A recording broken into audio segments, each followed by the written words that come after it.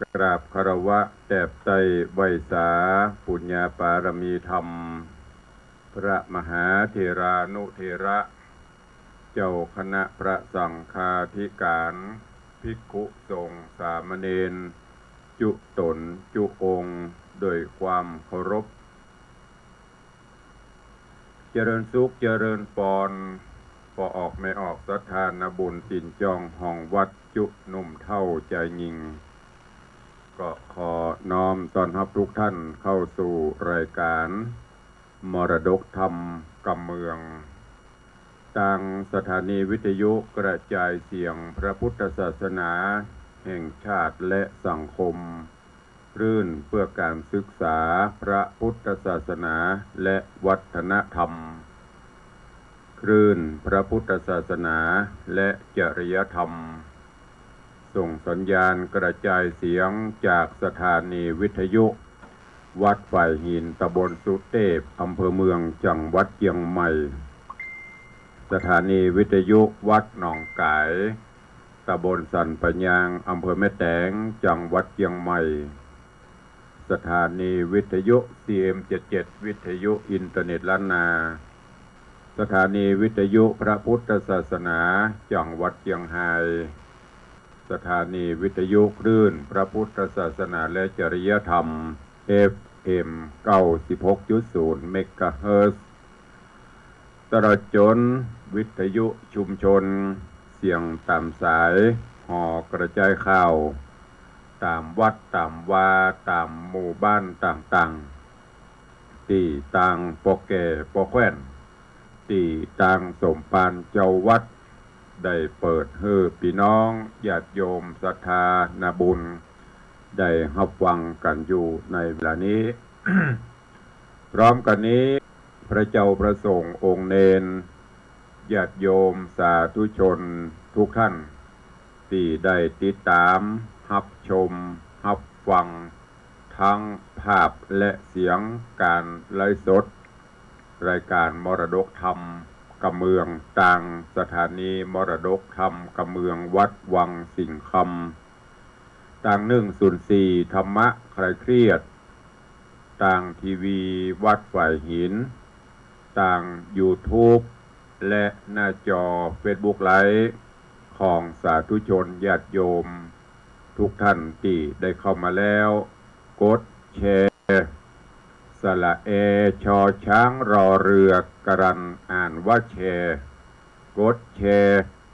ไปในกลุ่มเพื่อนๆของทุกท่านเนอะ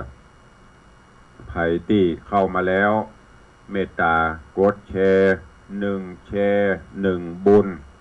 เสมอเหมือนว่าเฮาได้ฮื้อธรรมะเป็นตาลส่วนเพื่อจะเปิดพร้อมเปิดพอนั้นไม่เป็นไร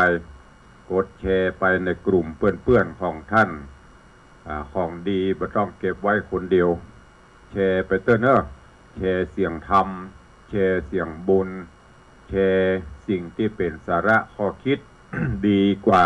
ไปแชร์เรื่องราวของคนอื่นดีกว่าหันเรื่องบดีบงามกว่าเปิ้นบ่หูกดแชร์ไปอันนั้นแหละดีไม่ดีจะติดคุกติดคอกแต่แชร์เสียงธรรมตุลุงนี่แชร์ไปเตอะไม่ผิดเข้ามาแล้วก็กดแชร์ไปทุกท่านเนอะที่กำลังเข้ามากระโลต่างหน้าจอ Facebook ไลฟ์อยู่ในเวลานี้ ก็ปะกันวันนี้อากาศก็ค่อนข้างจะเย็นสบายตั้งฟ้าฝนก็ยังมีอยู่ครึมและตั้งเขามาพ่องแต่ว่าจะตกบะตกนั่นหัวเนอะพวกไทยไปตกตั้งแต่เปลี่ยนบ่หู วันนี้คือใจได้หัวเนอะวันนี้สดเข้ามา ก็กระเดียวก็ไปตักไปตายพี่น้องญาติโยมครูบาอาจารย์ที่เข้ามาเป็นกำลังใจต่างหน้าจอ Facebook ไลฟ์วันนี้มาฟังธรรมกันเสียก่อนเอาสาระข้อคิดดีๆก่อนแล้วก็ต้องขอสุมาภัยแทนตุเจ้าหลวงแทนพ่อหลวงพ่อแขวนเนอะบางที่บางแห่งเปิดแจ้งมาว่าโอ้เปิดอันเสียงธรรมะของตุลุงออกอากาศออกลำโพงเสียงตามสายของหมู่บ้านของวัด ก็หากว่าเสียงไปรบกวนโสตประสาทหูยามกำลังพักผ่อนก็ต้องขอจุมาอภัยแทนทุกเจ้าหลวงเปิ้นตัวแทนพ่อแก่พ่อแขวนเปิ้นตัวเนอะเพราะว่าจับใจแห้งบัดแน่นใจกาจับใจครูบาบถูกใจพระน้อยบางเตือเอาเปิดอย่างประลับบเหลือลักไล่เพราะคนห้องว่านิสัยคนเฮาอันดีๆนั่นมันจะไปชอบนะ อันที่มันบดีพุ่นอ่ะพุ่นอุตส่าห์ซุบซิบเงี่ยงหูฟังอยู่ ใครหูมันซุบซิบอะไรอย่างมันเล่าขวนไผ่ผสมโรงกันไปอันนั้นละจะติดคอกโดยใช่เหตุแต่เสียงธรรมนี่ฟังไปเถอะรายการตุลุงก็ตึงบอกแล้วเนี่ยการไปตัวฟังไปตัวขับรถขับรางก็ขับไปหุงข้าวหุงแกงก็ทำไปไม่มีปัญหาเพราะเฮาใจตีนไม่ใจถูกมาเติมใจตีนใจมือฟังหรอกใจหูฟังเนี่ยการไปตัวฟังไปตัวจะนอนฟังจะนั่งฟังก็สุดแล้วแต่วันนี้มาฟังกันต่อผูกสุดท้ายตอนสุดท้ายของเตโจญาโมเนอะธรรมะข้อคิดเปรียบเทียบการครองบ้านครองเรือนของคฤหัสถ์ญาติโยมศรัทธาสองกู้ที่ตุลุงได้นำมาเทศนาฮือทำเรื่องนี้ก็ต้องขออนุโมทนากับโยมพ่อเลี้ยงธนวัฒน์โยมแม่เลี้ยงทัตพิชาสุสิงห์คำรัตนมหาอุบาสกอุบาสิกาได้เป็นเจ้ามูลศรัทธาปุจจากันเทศกันธรรมเรื่องเตโจยาโมเป็นจำนวนปัจจัย2,000 บาทขอบคุณอนุโมทนาเนอะ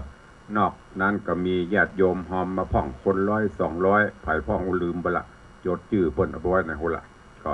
เอาเป็นว่าขออนุโมทนาขอบคุณตัวเรื่องราวของเตโจยาโมในตอนก่อนก็มาถึงที่เตโจปายาโมสิวแก้วเพื่อหลังจากที่ได้เลิกได้ลากันกับมลิกาแล้วก็ต่างเตโจได้นำยาโมมาอยู่บ้านอยู่จองตัวเองด้วยอาชีพที่เปิ้นทำกันมาก็คือค้าขายถึง2ปากันไปค้าไปขายต่างบ้านต่างเมืองจนไปถึงเมืองกาสี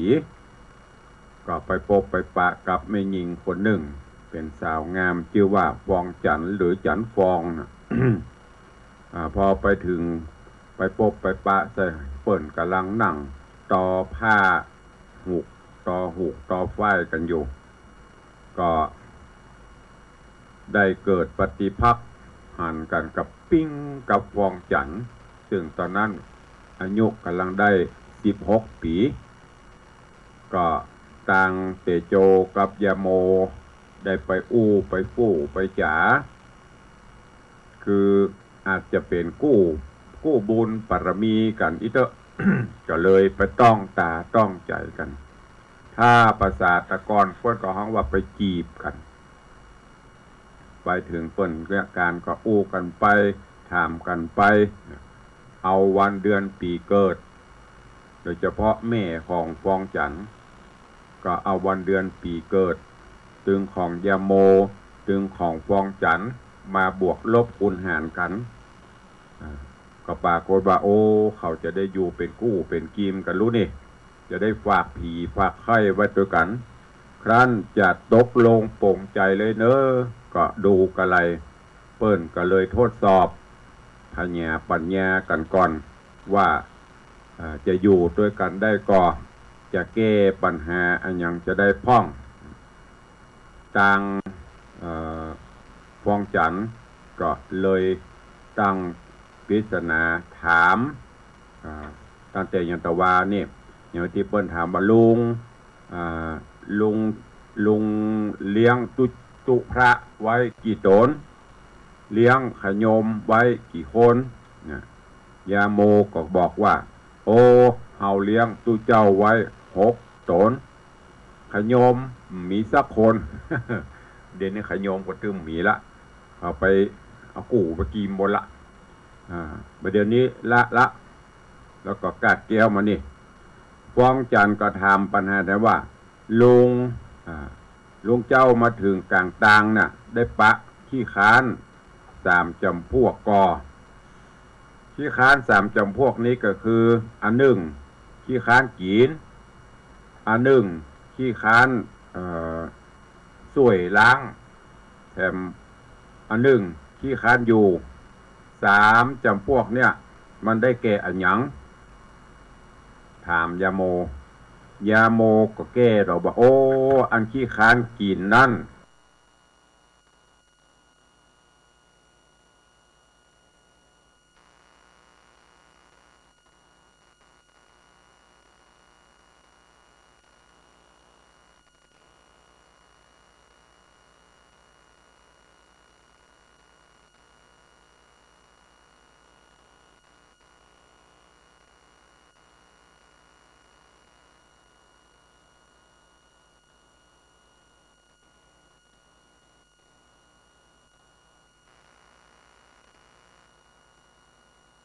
มันอิ่มจัดนี้เหรอก่อนจัดแน่ยายบ่ฮู้อีน่ะอันเนี้ยพวกเฮาว่า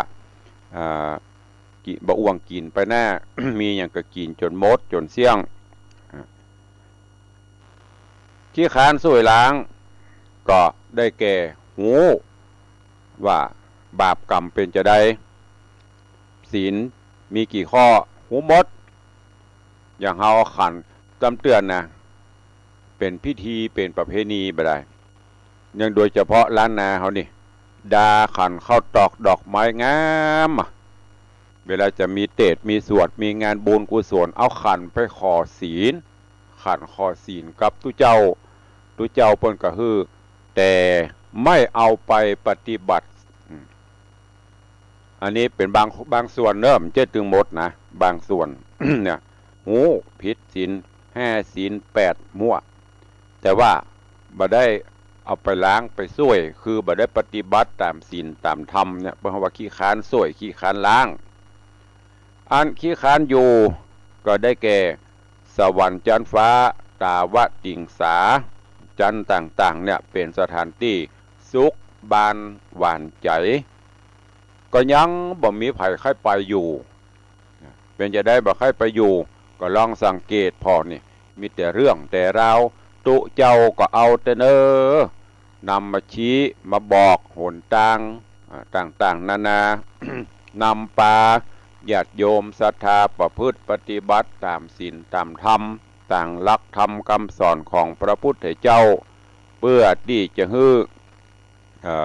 เมื่อล้มหายตายจากลาลับดับสังขารไปจะได้ไปสู่สวรรค์ชั้นฟ้าพระนิพพานแต่อย่างที่บอกแต่เกี้ยโหงนะ แต่ก็บ่ค่อยไปกันเพิ่นบอกทางเส้นนี้เนอะ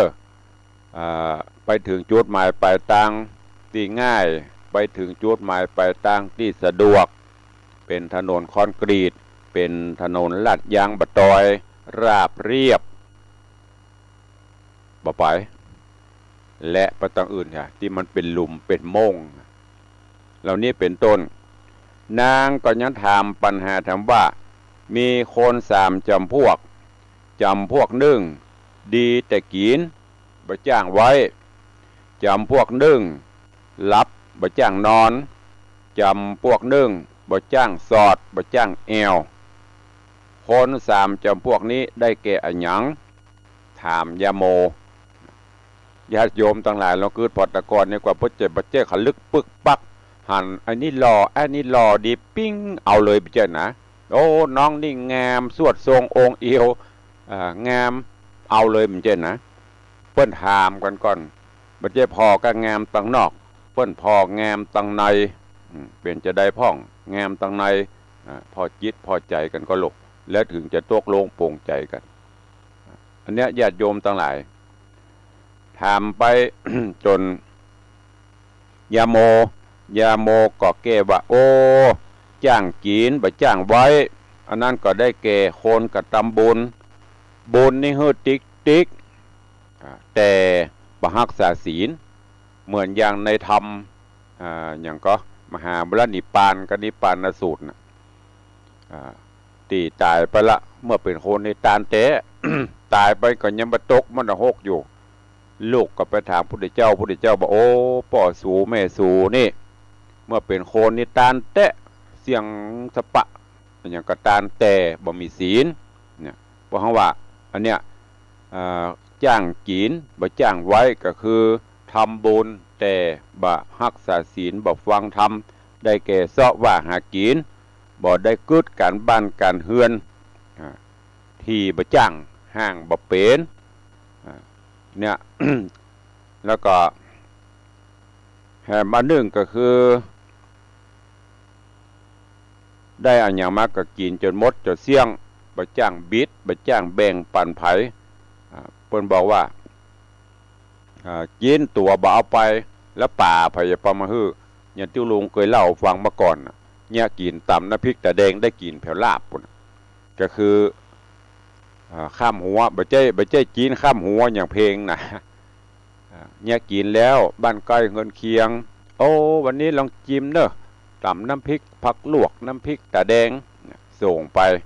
แหมบ้านปุนลาบโอ้วันนี้ลองจิ้มเนอะฝีมือลาบนะก็เดี๋ยวบ้านปุนแกงปลา3-4 หลังแวดหั่นแบ่งสันกันไปเนี่ยกินอย่างเดียวได้กินเป็น4-5 อย่างปุ่นเพื่อเผื่อแผ่กินจ้างกินแล้วก็จ้างตานไปตัวเองจำพวกที่แหมอันหนึ่งก็คือจ้างรับบ่จ้างนอนตัวลุงนี่ไม่เจ้าเนี่ยร่างกินยาผิดกับใจบ่ผิดจำได้อยู่หูคิงอยู่เพิ่นถามว่าจ้างรับบ่จ้างนอนมันเป็นจะไดก็ได้แก่คนญาติโยมศรัทธาเขาเนี่ยอย่างที่ตัวลุงเคยบอก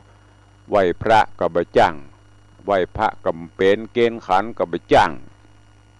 บ่ศึกษาเป็นเจ้าพุทธตามสำเนาทะเบียนบ้านวัดก็ไปก็นอนอันนี้เพราะว่าจ้างนอน จ้างนอนจ้างรับจ้างนอนก็คือจะนอนก็นอนแล้วหัวโต๊ะมอนโขนพืด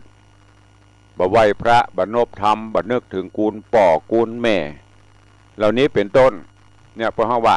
จ้างรับบ่จ้างนอนก่อนนอนจะต้องไหวพระนบธรรมนึกถึงกูลป่อกูลแม่เตปะหักสิ่งศักดิ์สิทธิ์ทั้งหลายก่อนเนี่ยอย่างตุเจ้าได้บอกไปตลอดก่อนจะนอนบ่ได้อย่าเลยแหงก็อรหังสัมมาสัมพุทโธภควาพุทธังภควันตังอภิวาเทมิสวาขาโตภควตาธัมโมธัมมังนัมมสามิสุปฏิปันโนภควโตสาวกสังโฆสังฆังนามามิหรือพุทธกุณังธรรมกุณังสังฆกุณังปิตากุณังบรรดากุณังก็ห้ามไปตั้งจิตตั้งใจโอ้วันนี้ลูกจะรับจะนอนพักผ่อนกายาขอคุณพระพุทธเจ้าพระธรรมเจ้าพระสังฆเจ้าคุณปอกคุณแม่เตปาอาหักได้มาปกปักรักษาเนอจะไปเพื่อได้ฝันให้จะไปเพื่ออภัยอภัยสิ่งต่างๆพูดผีปีศาจจะได้มาลาวีเนออย่าก็ว่าไปอันนี้รับก็รับเลยไว้สิอย่างปุ้นบางทีรับฝันหายพลาดพเลดลูกมาอรหังสมาผีที่ไหนจะไปช่วยได้มันไปผู้เลวอันเนี้ยฝากไว้ทุกท่านก่อนนอนว่าไปหั่นว่าไปนี่ อย่างบางคนไปนอนแฮมแก่มือไปนอนรีสอร์ทไปนอนหั่นนอนนี่จ้างโดนนั่นโดนนี้มีอภัยอภัยก็เพราะเฮาบ่ไหว้พระนบธรรมเหมือนอย่างที่อันเนี้ยคน2 คนคนหนึ่งถือผีคนหนึ่งถือพระรัตนตรัยอย่างที่ตอนก่อนที่ได้ตุลุงได้อู้ไปคนถือผีกับไหว้ผีคนถือพระรัตนตรัยกับไหว้พระรัตนตรัยสุดท้ายมาคนถือผีโดนเสือหวดไปคนที่ถือพระรัตนตรัยรอดโปนไปเพราะเปิ้นคุ้มครองตลอดอันนี้เพราะว่าจ้างนอนจ้างรับมาจ้างนอนอันนี้เปิ้นถามกันไปสปันเนอะ กำไว้กำสามุนี่ต่างฟวงจันทร์ก็ถามเรื่องราวต่างๆคือยาโมก็แก้ได้สปันจนกระทั่งปัญหาต่างๆที่ยาโมแก้คือกับฟวงจันทร์ก็ฮู้ได้ว่าโอ้ลุงนี้มันใจสะหน่อยโลก็มีวิชามีปัญญา ก็เลยตกลงโปร่งใจอยู่ด้วยกันสุดท้ายมายาโมก็เอาปรรณการของฝากถ้าเป็นบ้านเฮาก็คือของมั่นสินสอดทองมั่นตึงเตโจก็ช่วยกันฟองจันก็ฮับเอาด้วยดีแล้วก็ได้ได้จ๋าว่าโอ้ตั้งแต่นี้ไปหน้าข้าน้องก็ขอฝากฝังไว้กับตนกับตัวเนอะถ้าข้าบดีตาใดอันใดบ่ถูกใจปี้ก็ขอฮื้อปี้ได้เตือนฮื้อปี้ได้บอกฮื้อปี้ได้สอนเนอะจะไปฝั่งจะไปบิดก่อนหนีเสียจะฆ่าบิดก่อนหนีเสียจะฆ่าเนอะก็คือมีอันใดก็ปรึกษาหารือกันข้าบ่มีไผมาจูช่วยมีอะไรอย่างก็ขอฝากผีฝากไข่ไว้กับกันเนี้ยทางยาโมก็เช่นเดียวกันปี่ก็ขอฝากผีฝากไข่ไว้กับน้องเนอะเมื่อปี่มีอันใดที่มันผิดมันพลาดพังไปก็ขอน้องได้เตือนได้บอกเขาจะอยู่ด้วยกันสร้างทักฐานะหลักฐานไปจากนั้นตึงยาโมแล้วก็ตึงฟองจันทร์ตกลงโปร่งใจอยู่ด้วยกันฉันสามีภรรยาช่วยกันช่วยกันหาสุดท้ายมาก็สร้างฐานะหลักฐานอยู่ด้วยกันประมาณ 3-4 ปีก็มั่งมีเป็นเศรษฐีเหมือนเดียวกันกับเตโจอันเกิดปีเดียวกันเป็นสหายกันเป็นเพื่อนกันมาอันนี้คือเรื่องราวของการครองบ้านครองเรือนในเรื่องของเตโจยาโมวันนี้จบอวสานปริปุณังเป็นที่เรียบร้อย3 ผูกหลายตอนอยู่ที่นำมาเทศนาและ วันนี้สรุปทั้งหมดทั้งมวลคือกับสาธุชนญาติโยมทั้งหลายการอยู่ครองบ้านครองเรือน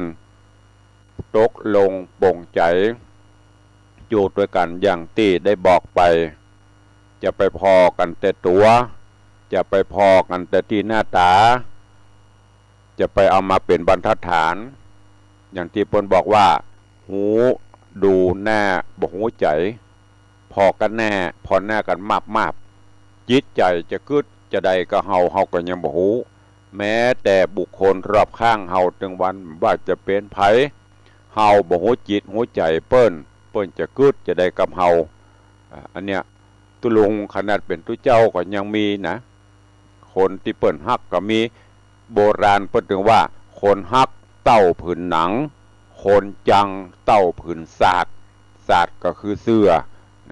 หนังมันผืนน้อยเดียวแต่ว่าศาสตร์ที่มันผืนบะเล่น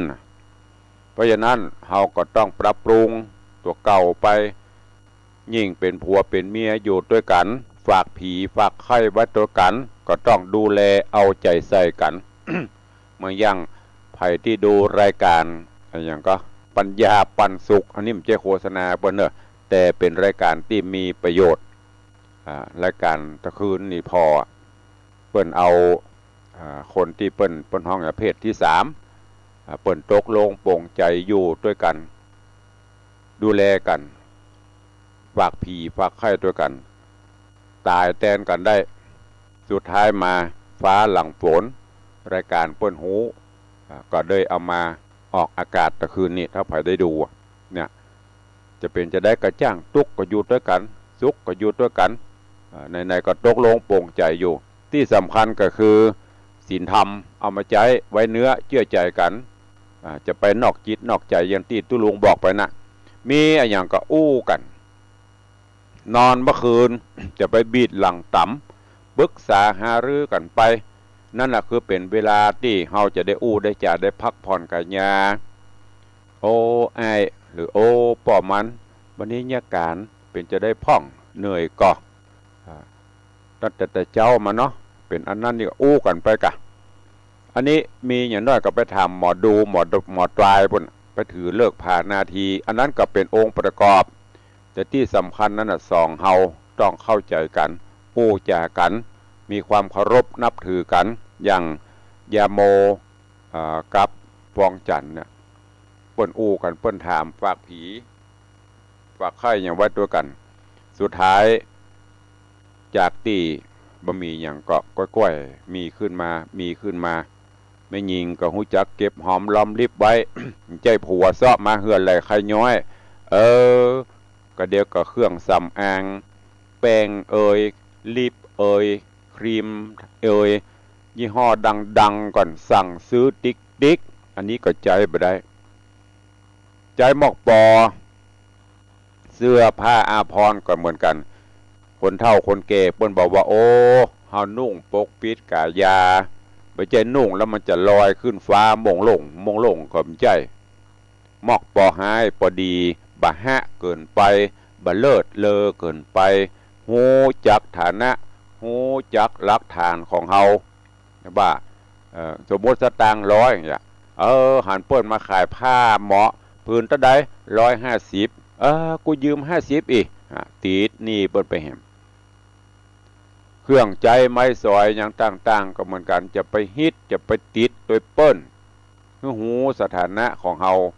อย่างบางพ่องโทรศัพท์ฮัลโหลได้อยู่ได้อยู่มันจะตกรุ่นละอีเฮ้ยไม่ได้ต้อง iPhone นั้น iPhone นี้รุ่นนั้นรุ่นนี้บนไปขายต่อซื้อมา10,000ปลายขาย 2,000 เอาไปวางต่อเป็นหนี้เปิ้นแหมเนี่ยรถก็เหมือนกันซื้อมาขี่มาเฮ้ยมันจะตกรุ่นซื้อมาขี่หลมจะคือมาโชว์หรอกจะขี่ไปใจไปอันไหนที่มันใจได้พ่อบ้านก็เหมือนกันอย่างที่เปิ้นสอนน่ะหน้าที่ของพ่อบ้านหอเฮือนเดือนดาวที่ไหนมันลุมันค่ำมันคราก็ซ่อมก็แปลงตู้กาอย่างกาที่มันลุก็แปลงซ่อมไปไม่ใช่ลุน้อยก็กำขว้างลุน้อยก็กำขว้างซื้อใหม่ติ๊กอันนั้นแหละหายนะรออยู่ตั้งหน้าอันนี้ฝากไว้กับญาติโยมศรัทธานาบุญทั้งหลายเนอะที่ได้รับฟังธรรมเทศนาปื้นเมืองเหนือเรื่องเตโจยาโมนิยายธรรมะข้อคิดเปรียบเทียบการครองบ้านครองเรือนอยู่ด้วยกันเพื่อมีศีลมีธรรมน้อมนำเอาหลักธรรมมาประพฤติปฏิบัติช่วยกันช่วยกันหาที่สำคัญคือเกียรติซึ่งกันและกัน มีอย่างกระเปิกษาหารือกันแล้วท่านจะอยู่ด้วยกันด้วยความผาสุกร่มเย็นฝากเป็นข้อคิดกับทุกท่านวันนี้เวลาก็โว้ย ก็เดี๋ยวก็จะหมดเวลาแล้วเนาะก็หวังว่าธรรมเทศนาเรื่องเตโจยาโมนี้ ก็คงจะฮื้อข้อคิดเตือนจิตเตือนใจกับญาติโยมที่ได้ติดตามรับฟังทั้งจากทาง Facebook ไลฟ์ทั้งจากสถานีวิทยุเนอะนำไปคิดพิจารณาแล้วนำไปใช้ในการดำเนินชีวิตประจำวันก่อนที่จะได้ไปพบไปปะพี่น้องศรัทธา ขอสู่มหาภัยเนอะเจ้านี่อากาศมันจะเย็นไอแฮมก็ขออนุโมทนาบุญกับสาธุชนญาติโยมที่ได้เข้ามาร่วมโมทนาบุญก่อนเบื้องต้นวันนี้ขอบพระคุณบุญรักษากับโยมแม่ขวัญเมืองแห่ล้อมเนอะโยมแม่ขวัญเมืองแห่ล้อมต้องขออภัยกับโยมแม่เปิ่นหอมบุญหอมกินหอมตานกับตุลุงมาตลอดแล้วโยมแม่ก็โจดไว้ตลอดเนอะหอมอันอย่างกับตุลุงไม่ขัดตกบกพร่องเลยแต่ตุลุงไปได้ไปบ้านจะเมื่อปีเมื่อตั้งแต่โควิดมานี่โยมแม่ก็บอกตุลุงผ่านมาก็มาแวะนะแม่เตรียมไว้แล้วนะก็ไปได้ไปจนตะวานี้ต้องกราบขอบพระคุณท่านเจ้าอาจารย์พระมหาประสิทธิ์เจ้าอาวาสวัดจังกำอาจารย์แวะไปหาโยมแม่เปิ้นฝากจตุปัจจัยมาร่วมทำบุญ2,000 กว่าบาทเนอะขออนุโมทนาบุญกุศลกับโยมแม่ขวัญเมืองแห่ล้อมและครอบครัวตัวเพราะนะโยมแม่จดรายการไว้ตั้งแต่ปี64 65 66มาละ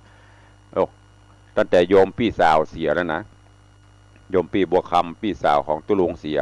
แม่เปิ้นห่วมทำบุญมาตัวเปิ้นจดไว้ตลอดจนหอมไฟไหม้หอมกลมไฟหอมงานหอมดินกี้แปลงห้องน้ำจนป้อหลวงล่ะ โยมแม่จดไว้ขอบคุณกับโยมแม่ขวัญเมืองแห่ล้อมเด้อโยมแม่เด้อตุลุงได้รับจตุปัจจัยทุกบาททุกสตางค์ไว้เป็นที่เรียบร้อยแล้วก็ขอบุญกินบุญทานเด้อปกปักรักษาเดี๋ยวก็เริ่มใหม่เนาะแม่เด้อ เริ่มใหม่จะไปงอนตุลุงเนาะบางเตื้อก็บ่ได้ตักได้ตายหันไว้โยมแม่ก็ถ้าจังอันนี้ก็หายไปเมินบ่ได้โทรมาขอบคุณตัวกับโยมแม่ขวัญเมืองแห่ล้อมขอบคุณอนุโมทนาบุญกับโยมแม่เกษรชัยวุฒิเนอะโยมแม่เกษรชัยวุฒิโยมแม่สุธรรมอินทรีย์ได้ร่วมเป็นเจ้าภาพตะวาในตุลุงจัดรายการต่างขึ้น96โยมแม่ก็ร่วมเป็นเจ้าภาพทรายมะแหม100 บาทแล้วก็เป็นเจ้าภาพตุงปัจจัยประจำปีมะโรงของแม่เกษรของแม่สุธรรมอินทรีย์ประจำปีม้าแหมท่านละ1ตัวละ100 บาทแล้วก็มีโยมแม่อุดคิดชัยร่วมทำบุญทรายมา100แล้วก็ปูจาตุงปีเกิดตุงปีใหม่ปีขาน1ตัวก็ขอบคุณอนุโมทนาบุญตัวเอง แล้วก็ยังมีโยมวิมลโยมพี่หมอมัทนาโยมนัดประคันอัมพันธ์อันนี้ก็ร่วมเป็นเจ้าภาพไม้กำ1 เล่มแล้วก็เป็นเจ้าภาพตุงปูจาปีเปิ้งปีใหม่โยมวิมลอัมพันธ์ประจำปีขาน1ตัวโยมพี่หมอมัทนาอัมพันธ์ปีมะเสง1ตัวโยมนัดประคันอัมพันธ์ปีกุล1ตัวก็ขอบคุณอนุโมทนาบุญที่ได้ร่วมเป็นเจ้าภาพตุงปีใหม่ตัวแล้วก็ขอบคุณกับโยมปเลี้ยงธนวัฒน์โยมแม่เลี้ยงทัดพิชาสุสิงคำคราวก่อนปเลี้ยงได้เป็นเจ้าภาพไม้กำสลีกำโจกจตากำเสริมปรมีธรรมปีใหม่จำนวน21 เล่มแล้วก็ร่วมเป็นเจ้าภาพทรายแถม3 ลำรถดำ3 ลำใหญ่ลำละ 2,000 บาทตะวานี้เป็นเจ้าภาพตุงปีเกิดปีใหม่แฮม21 ตัวขออนุโมทนาบุญขอบคุณด้วยเนอะก็จะได้ไปทักทายพี่น้อง FC ต่างหน้าจอ Facebook ไลฟ์ก่อนก็เดี๋ยวก็จะไปทางบ้านทางจองทางบ้านก็หายไปเนอะอย่างที่ตุลุงได้บอกนะวันหนึ่งยังบ่ถึง10 สถานีบ่ถึง10 สายแต่ต่าง Facebook ตอนนี้นักเข้ามาติดขอบคุณตัว ก็ขอบคุณอนุโมทนาบุญและยินดีต้อนรับกับยายโยมแม่ทองคำที่วงคำเนอะอนุโมทนาบุญตัวขอบคุณโยมพี่หมอมัทนามพันธ์กราบไหว้สาเจ้าสาธุ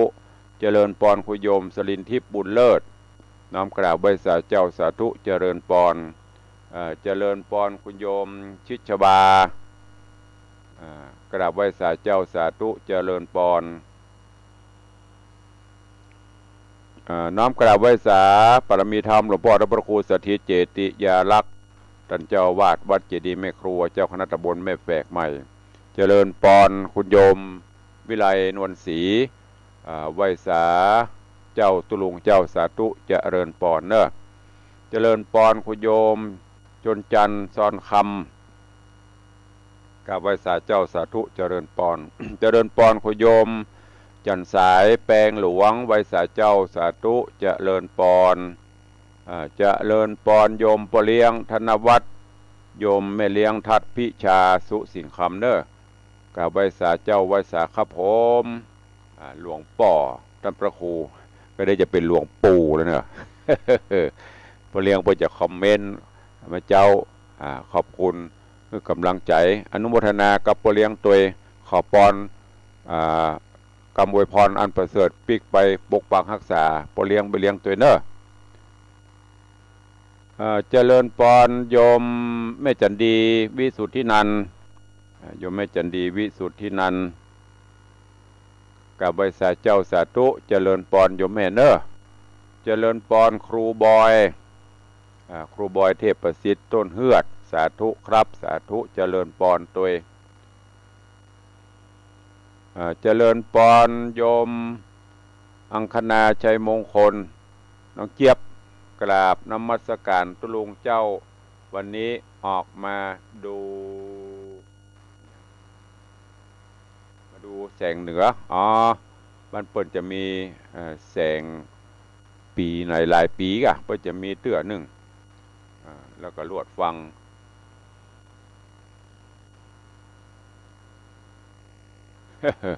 น้องเจี๊ยบบอกว่าตื่นที่สวีเดนตอนนี้เป็นเวลาเที่ยงคืนตีหนึ่งน้องเจี๊ยบบอกว่าเอามาฟังเอามาพอแสงเหนือมันจะเป็นฉากเป็นอย่างต้นไม้อย่างวิวงามนะ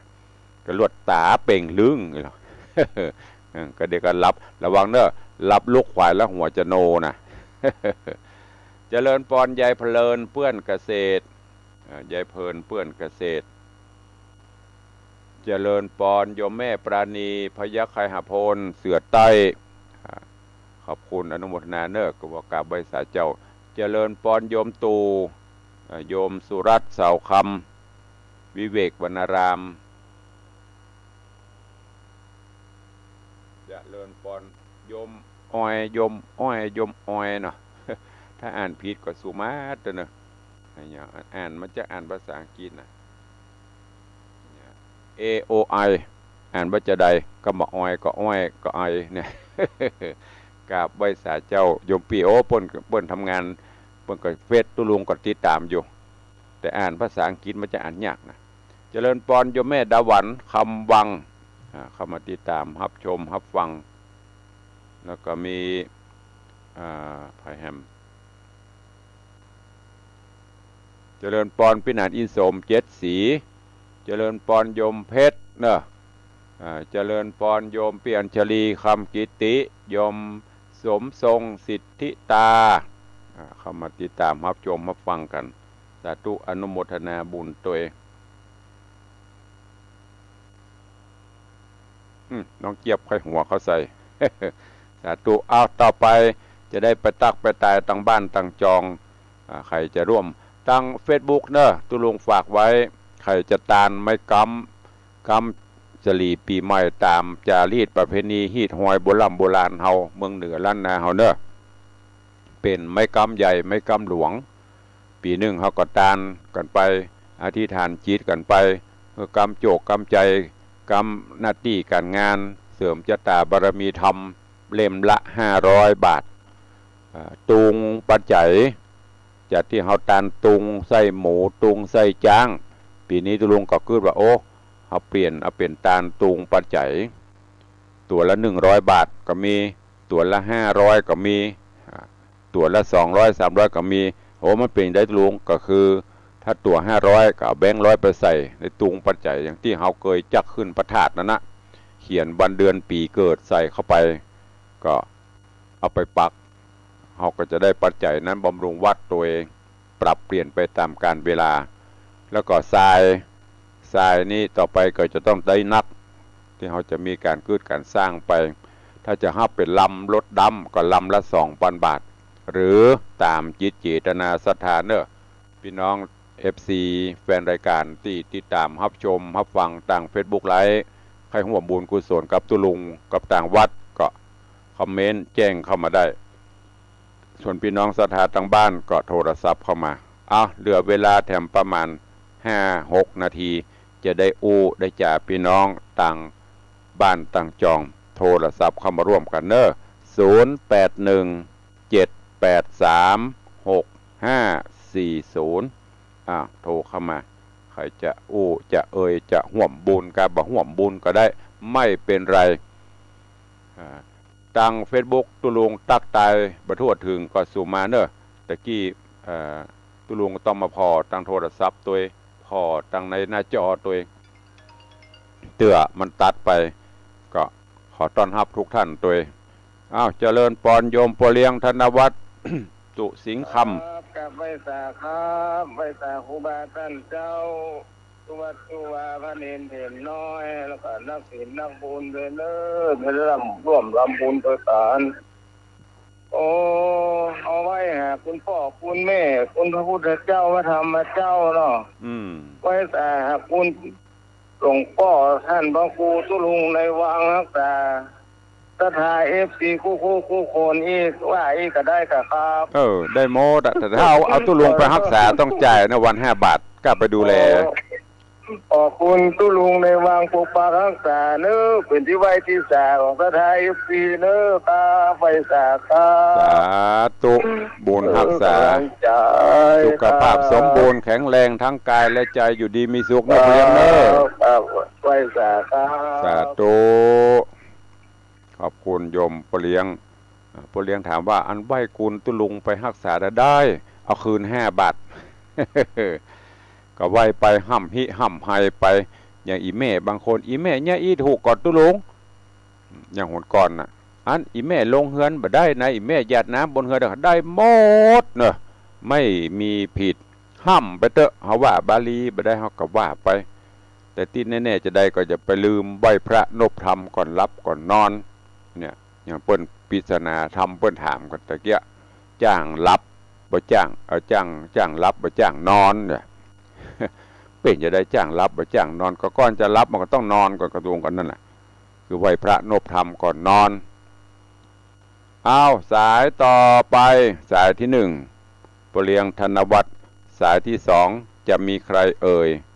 เข้ามาทางบ้านตอนนี้ทางหน้าจอเพิ่นประมาณ20 กว่าท่าน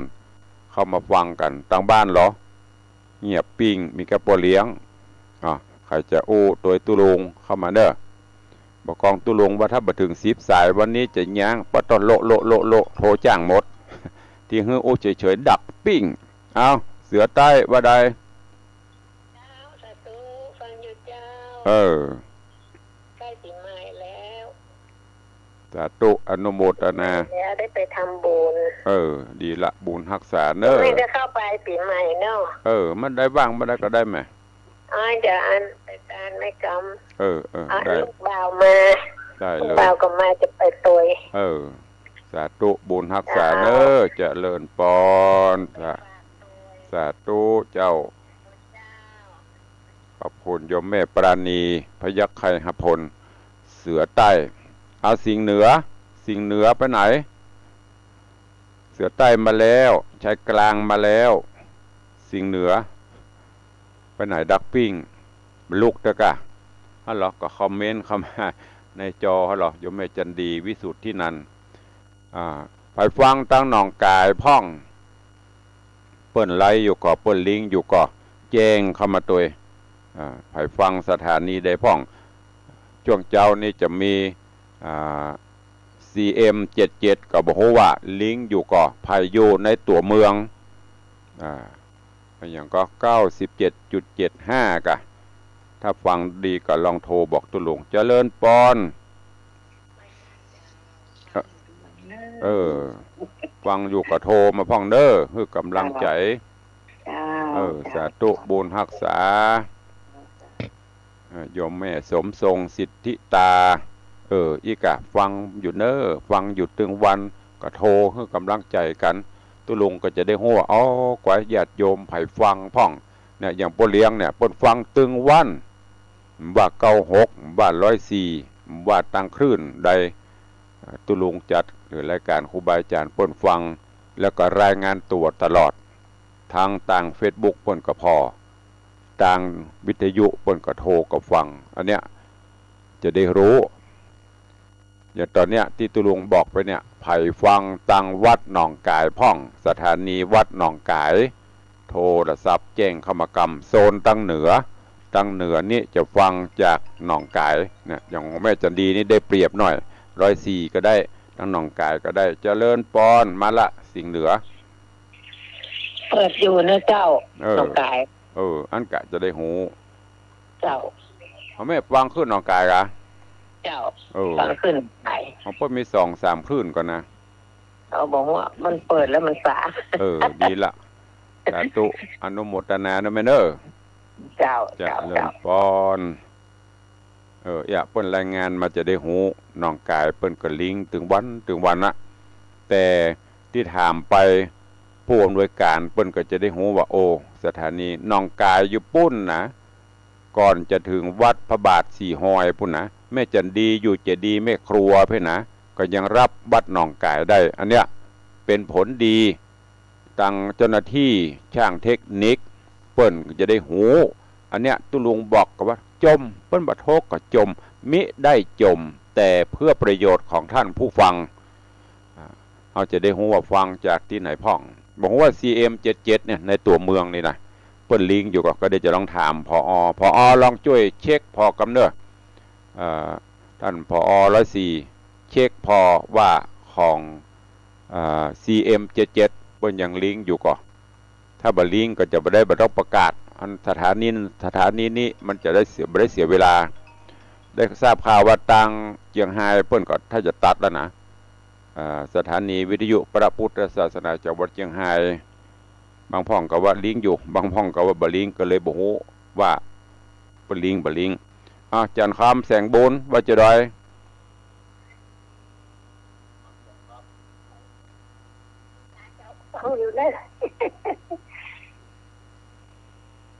ว่าแหละจะว่าได้ก็ว่าแล้วมาไข่หัวแฮ่ๆๆอยู่ด้เตี้ยเตี้ยก็เตี้ยเอาเจริญปอนเจ้านมัสการเจ้าจากตั้งใดบ่ได้เจอกันเมื่อแล้วเนาะจากที่ไหนตั้งใดชื่อหยังรายงานตัวอยู่แม่แฝกสันทรายค่ะคำโมแล้วยังบ่โทรพ่องมันช่วงนี้มันป่วยอยู่ท่านป่วยเป็นอย่างหัวเข่าแน่แกมันไปไหนบ่ได้อ่ะน่ะหักแข้งกบเจือหรอลุงคำโยมคำกับโยมอำพรกรแสงที่ไปแบบว่าของตุลุงมาก่อนนะเนาะเมื่อ10 ปีที่แล้วกะไม่ปีที่แล้วนี่บ่ได้เลยว่าเมื่อ10 ปีที่แล้วโยมจะร่วมทำบุญ 1,000 บาทเดี๋ยวก่อนเอาไม้กำกะเอาอันอย่างก็ได้อันตุลุงของไผป้ออย่างก็ป้อคำเดี๋ยวก่อนเด้อเดี๋ยวป้อคำแม่อำพรเจ้าแม่อำพรกรแสงกะเจ้าร่วมบุญ 1,000 บาทเจ้าแม่อำพรกรแสงบ้านอย่างก็บ้านหนองมาจับตำบลแม่แฝกเปิงเหรอฟังชื่อบ้านหนองมาจับมันมาจับซักเตื้อบ้านหนองมาจับเป็นยัดแต่ป่ะแม่อันมันนี่มันเป็นไปตามสภาวะธรรมของตุลุงกับหันแม่พอทำแม่พอเฟซตุลุงน้ำหนักลงไปเปิดตามมันนี่มันต้องไปซีเรียสมันอะไรจะเกิดมันก็เกิดอะไรจะดับมันก็ดับเนาะมันจะเมื่อกับเมื่อเอาไม้กำ1 เล่มเนาะเจ้าทำบุญร่วมตุลุง 1,000 บาทเจ้าเดี๋ยวตุลุงจัดให้มีไม้กำมีตุงมีทรายเนาะแล้วตอนบ่ายๆวันเนอร์จะเฮือนน้องโอนไปเฮือเจ้าเป็นยังแม่เมื่อไหร่ก็ได้เจ้าสาธุเนอบุญรักษาปันหอมปัญหาเนออันเนี่ยใครมันหายบวยก่อนเจ้าเอากบมาถูแต่ไปเรื่องกบเรื่องตรงเรื่องแน่เจ้าเอากบมาถูเดี๋ยวจัดแล้วค่าได้หักแข่งสู่มันเนี่ยเอาเก็บก็ถูอ่ะเดี๋ยวมันหายถ้ามันหายได้ปะโต้ยาตุลงดังเนอะเอาอีกนะขอบคุณนะแม่เนอะสาธุบุญรักษาขอบคุณกับโยมแม่อำพรกรแสงโยมแม่บอกปีแล้วละมาเลยไปได้อูตุลุงหนองมาจับแม่แตงโยมแม่ร่วมทำบุญไม้กำ1 เล่มตุง2 ตัวทรายรวมเป็นเงิน 1,000 บาทสาธุอนุโมทนาบุญตัวเอาแล้วนะวันนี้เวลาหมดเวลาแล้วหูกันหนัวใครหัวกันม่วนวันพูกจะเสาะทำเรื่องใหม่มันเนอะเรื่องใหม่เรื่องอย่างพุทธอะพอก่อนก็วันนี้ก็ขอความสุขสวัสดีจุ่งบังเกิดมีกับปออกไม่ออกศรัทธาครูบาอาจารย์ท่านเจ้าจุตนจุองค์จุผู้จุคน